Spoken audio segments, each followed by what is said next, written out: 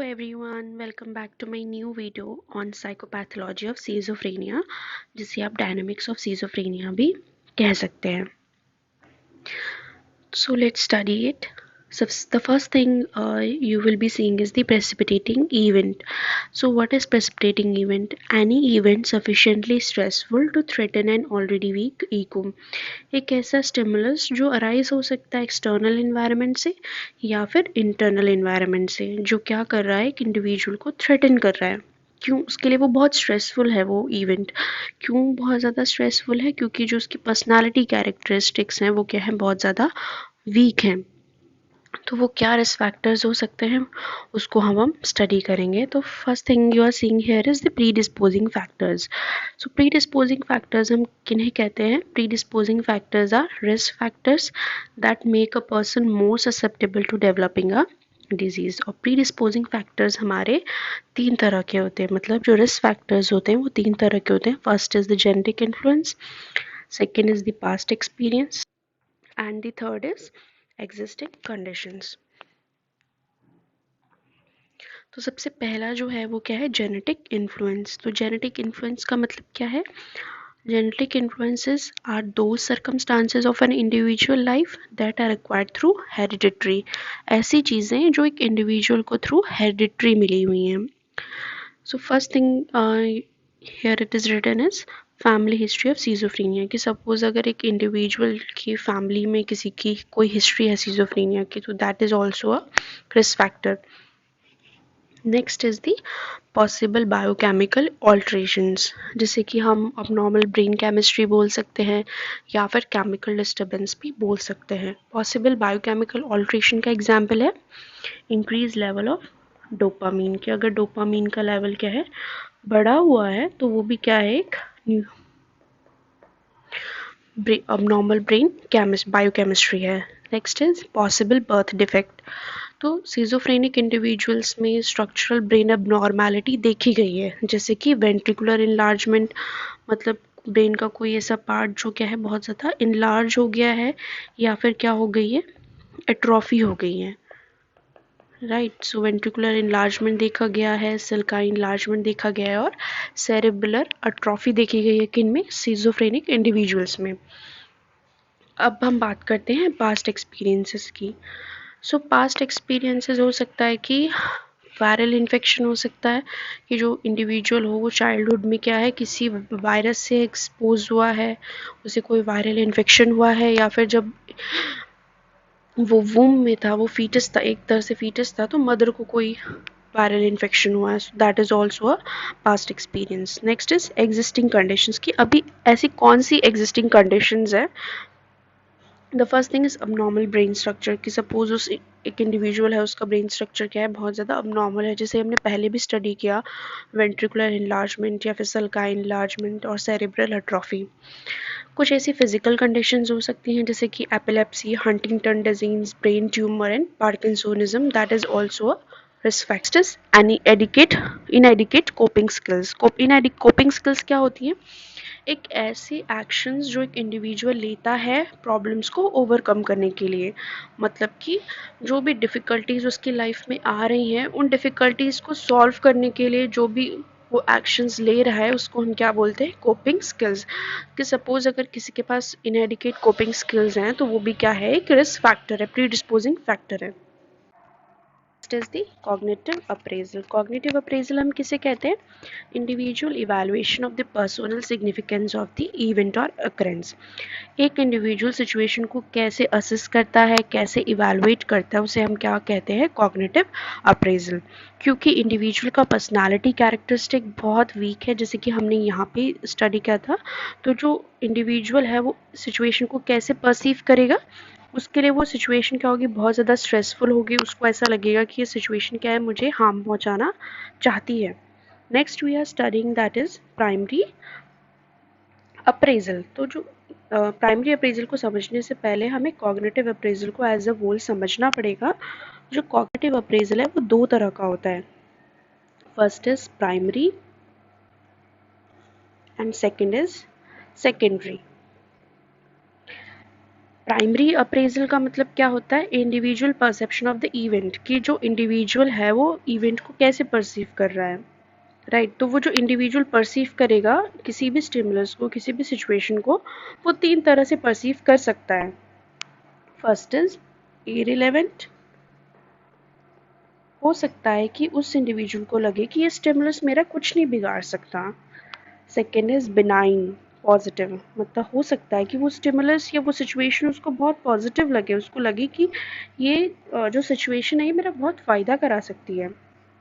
And the third is stress appraisal, हो सकता है उसे ऐसा लगे कि ये जो भी स्टिमुलस है ये मुझे बहुत नुकसान पहुंचाएगी, या फिर इसने मुझे बहुत ज़्यादा नुकसान पहुंचाया है। तो जो जिस इंडिविजुअल का पर्सनालिटी कैरेक्टरिस्टिक्स वीक होगा वो किसी भी स्टिमुलस से या किसी भी स्ट्रेसफुल सिचुएशन से डील नहीं कर पाएगा। हर स्टिमुलस उसके लिए वो स्टिमुलस, क्योंकि इतने सारे रिस्क फैक्टर्स की वजह से उसको क्या लगेगा, इवेंट या फिर सिचुएशन क्या लगेगी कि बहुत ज़्यादा स्ट्रेसफुल लगेगी, या फिर उसकी जो पर्सनालिटी क्या है बहुत वीक है, किस वजह से? इन रिस्क फैक्टर्स की वजह से जो हमने प्रीवियसली डिस्कस किए। So next is the primary appraisal. Primary appraisal हमने पढ़ा कि क्या होता है, individual perception of the event. यहाँ पे इंडिविजुअल ने कैसा परसीव किया इवेंट को? Perceive threat to self concept और फिजिकल इंटीग्रिटी।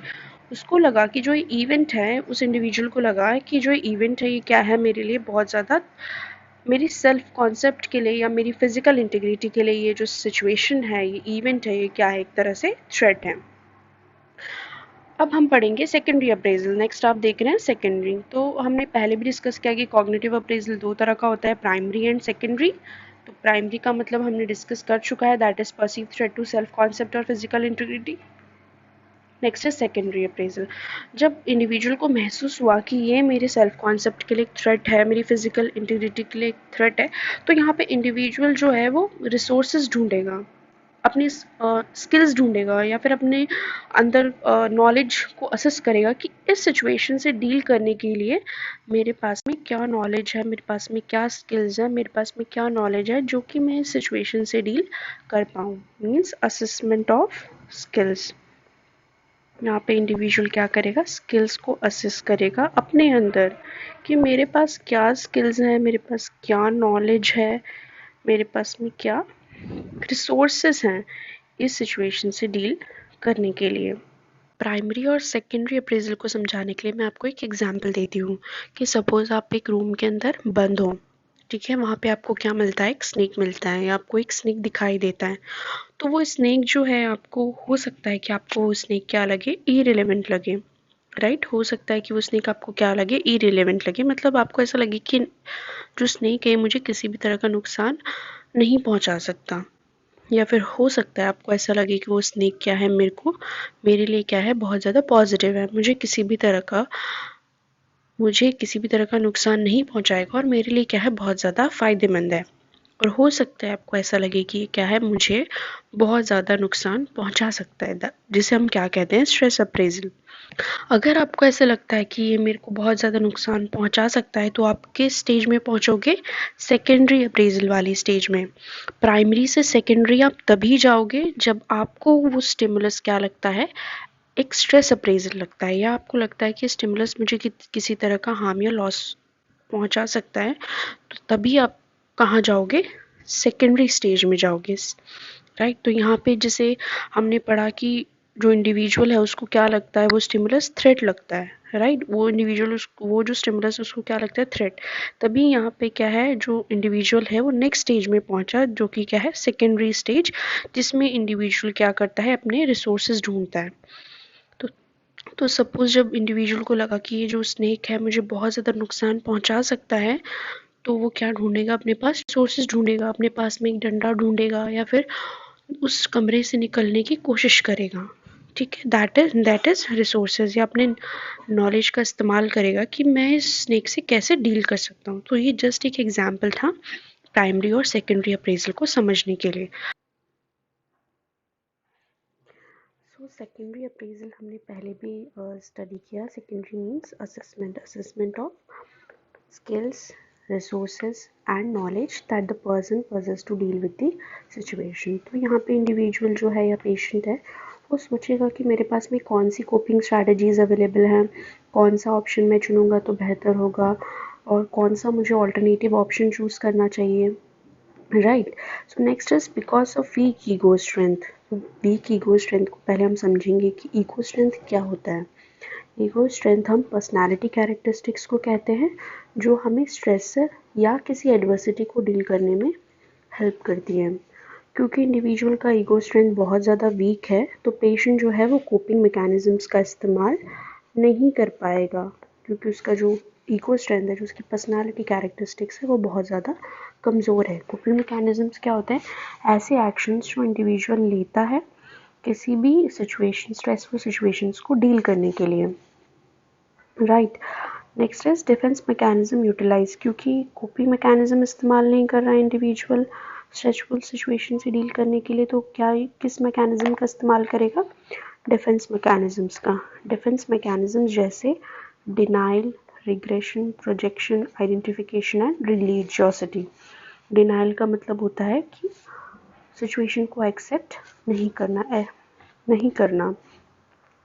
रिग्रेशन मीन्स कि अपनी प्रीवियस स्टेज में, मतलब जैसे चाइल्डहुड स्टेज में चले जाना, right.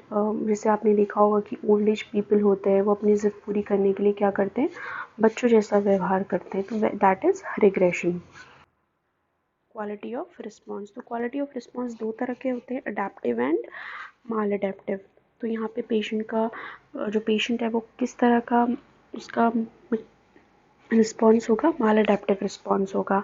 Mall adaptive means behaviour that prevents from making adjustments. Patient को पहला साइकोटिक एपिसोड आ सकता है या फिर जो सीजोफ्रेनिक सिम्टम्स और भी क्या हो जाएंगे? इंटेंस हो जाएंगे। जैसा यहाँ पे लिखा हुआ है, इनिशियल साइकोटिक एपिसोड और एक्सैबरेशन ऑफ सीजोफ्रेनिक सिम्टम्स। क्या सिम्टम्स होंगे? जैसे कि हैलुसिनेशंस। पेशेंट को क्या होंगे? ऑडिटरी विजुअल हैलुसिनेशंस जो हैं वो बहुत ज़्यादा कॉमन होते हैं किसमें? सीजोफ्रेनिक इंडिविजुअल्स में। Auditory and visual hallucination. Patient को डिल्यूजन्स हो सकते हैं, जैसे कि डिल्यूजन ऑफ परसिक्यूशन हो सकता है या फिर हो सकता है grandiosity, right. Next is patient क्या करेगा? खुद को सोशली आइसोलेट कर लेगा या फिर वॉयलेंट, बहुत ज़्यादा क्या होगा उसका बिहेवियर? एग्रेसिव होगा। Next is inappropriate affect. ये सारे क्या है? नेगेटिव सिम्टम्स हैं। आप इन्हें नेगेटिव सिम्टम्स कह सकते हो और इन सबको आप पॉजिटिव सिम्टम्स भी कह सकते हो।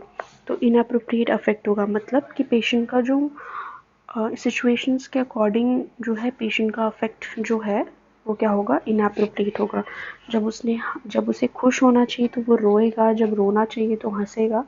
लाइक उसका जो अफेक्ट है वो क्या होगा? बहुत ज़्यादा इनअप्रोप्रिएट होगा। Next is the बिजारे behaviour. बिजारे behaviour means odd behaviour.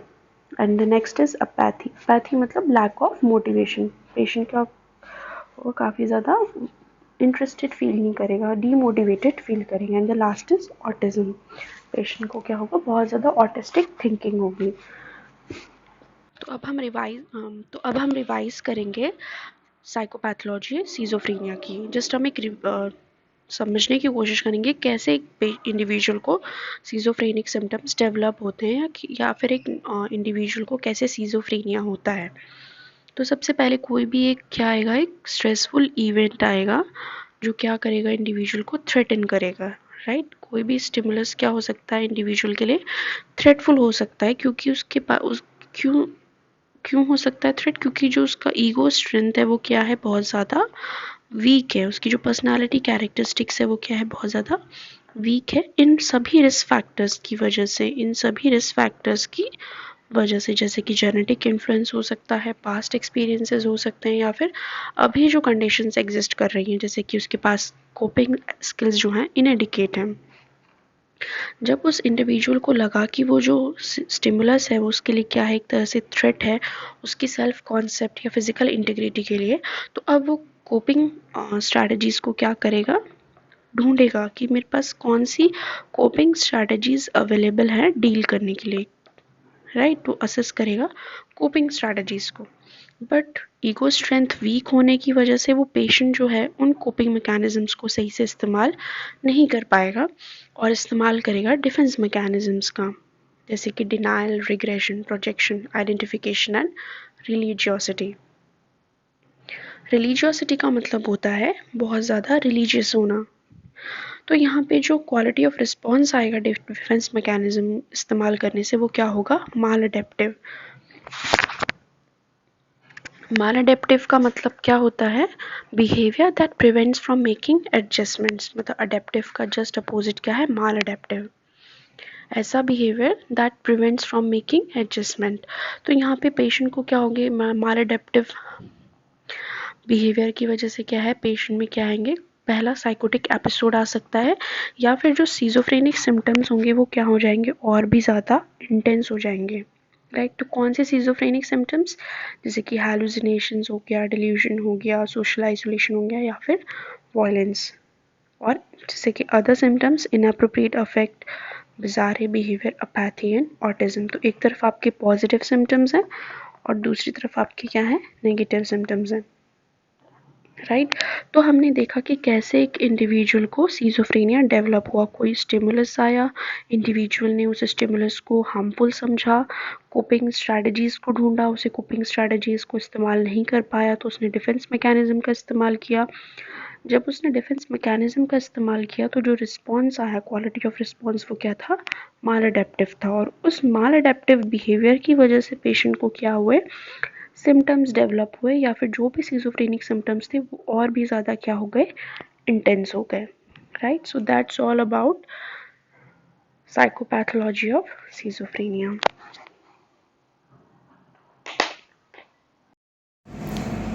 Thank you for watching and please like, share and subscribe my video.